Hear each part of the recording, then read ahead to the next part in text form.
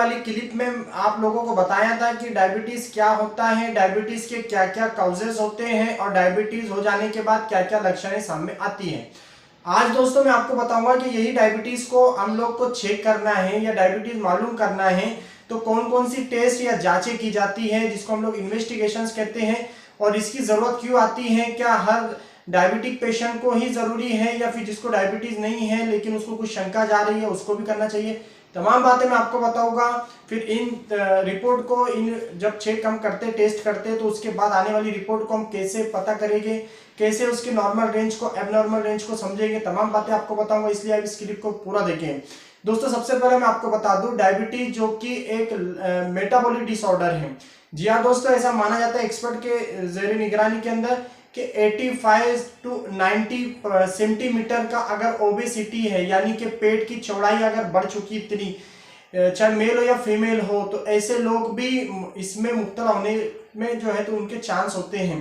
तो इसी तरह से दोस्तों जैसा कि टाइप 1 डायबिटीज है जो कि इन पैंक्रियास के जो सेल होता है बीटा सेल, उसके प्रॉपर सिक्रेशन ना होने की वजह से इंसुलिन डिपेंडेंट हो जाता है। लेकिन जो और दूसरा जो डायबिटीज है यानी कि टाइप 2 जो डायबिटीज है जिसको हम लोग नॉन इंसुलिन डिपेंडेंट कहते हैं, तो उसके अंदर वो प्रॉब्लम खासकर दोस्तों एहतियात ना करने की वजह से, यानी अपनी लाइफ स्टाइल की वजह से होता है। मेटाबॉलिक डिसऑर्डर होता है, गलत खान पान होता है, या फिर अनुवांशिक जो है तो ये प्रॉब्लम हो सकती है। तो इसी तरह से दोस्तों ये इंसान को वक्त के साथ साथ होने वाली बीमारी है और एक लाइफ थ्रेटनिंग या फिर साइलेंट किलर बीमारी हम इसको कह सकते हैं, क्योंकि ये इंसान को जिंदगी भर जो है तो साथ लग जाती है।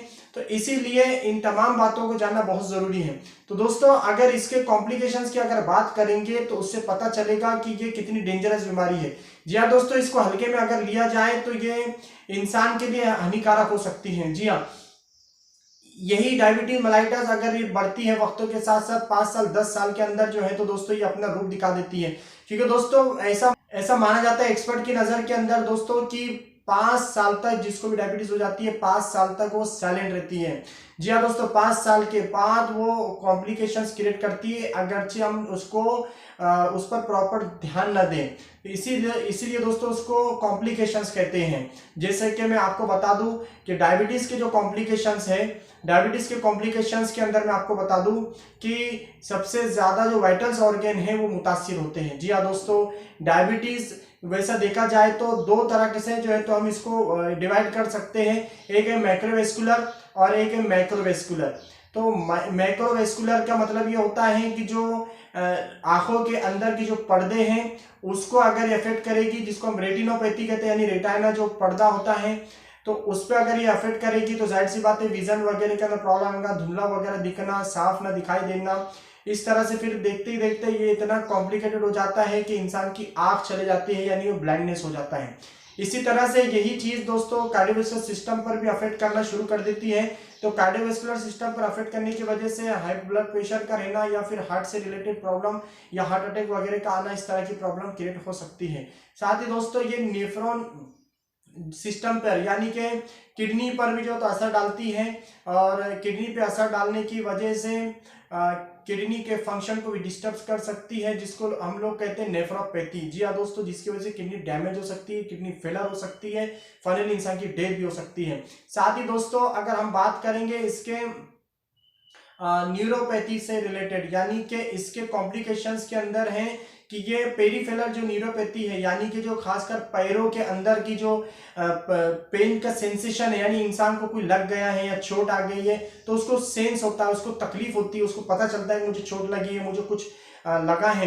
तो इसी तरह से डायबिटिक पेशेंट के अंदर जब ये पेरिफेरल न्यूरोपैथी हो जाती है तो उसकी वजह से उसका सेंसेशन नहीं रहता है दोस्तों, उसको सेंसेशन नहीं होता है, जिसकी वजह से बड़े बड़े जख्म बन जाते हैं और वो जख्म हीलिंग भी नहीं होते, जैसा कि मैंने पिछली क्लिप में बताया था आपको।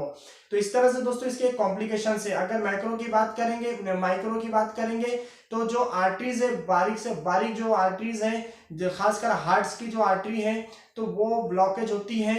वैसा तो दोस्तों ये लिपिड प्रोफाइल अगर इसमें जो किया जाता है, वैसे मैं आगे बताऊंगा आपको, यानी कोलेस्ट्रॉल के बढ़ जाने की वजह से हार्ट डिजीज के भी चांस होते हैं। इस तरह से इसके दोस्तों बहुत सारे कॉम्प्लिकेशंस है, यानी इस बीमारी की वजह से इतनी सारी प्रॉब्लम क्रिएट हो सकती है। तो दोस्तों ये था इसके यानी डायबिटीज मेलाइटस के कॉम्प्लिकेशंस।